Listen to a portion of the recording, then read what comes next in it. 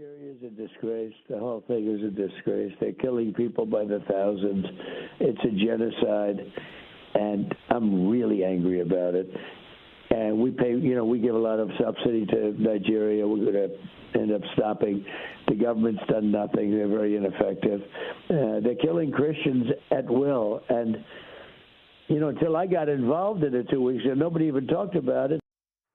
Well, President Trump is reacting today to what we've been covering for a couple of weeks now, but really leaned in with my panel that I hosted at the UN at the request of Ambassador Michael Waltz. And he also invited superstar rapper Nicki Minaj, because she has a pastor who's Nigerian and has jumped into this as an advocate for those under attack.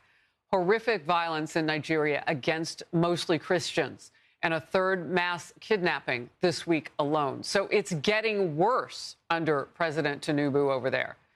In this attack, gunmen targeted a Catholic school just days after that attack on a Christian church.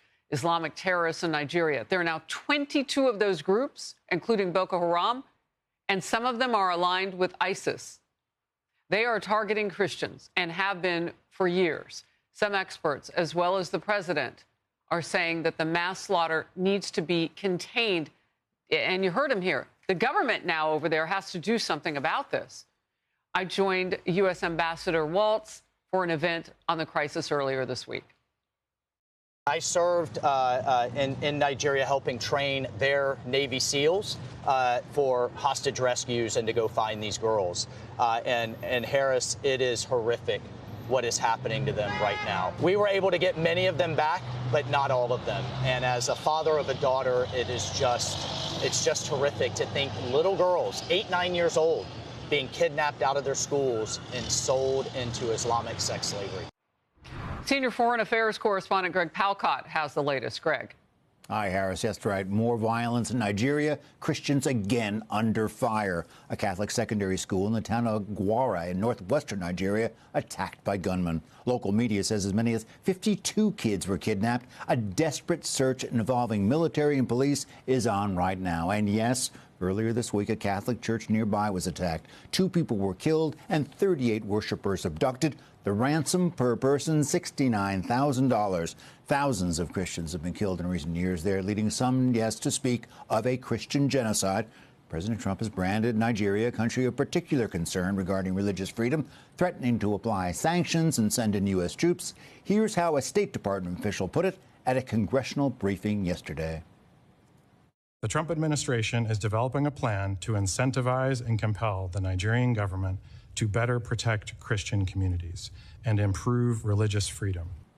Still, the Trump administration and analysts say others are getting hurt, too, by Islamist terrorists, organized bandits, militants. 25 children were kidnapped at another school in western Nigeria on Monday. 1 escaped. That happened in a Muslim area. Harris, Nigerian officials claim they are not persecuting any religion, but many analysts say at the very least they are certain that the government officials are not protecting their own citizens. Back to you. Yeah, and as we've been pointing out, it's mostly young girls and women, and that's what we saw in that church. And those new numbers are just heartbreaking, how many more people were kidnapped and killed in that church attack that we showed this week. Greg, thank you very much for the update. Hey everyone, I'm Emily Campagno. Catch me and my co-hosts Harris Faulkner and Kaylee McEnany on Outnumbered every weekday at 12 p.m. Eastern, or set your DVR. Also, don't forget to subscribe to the Fox News YouTube page for daily highlights.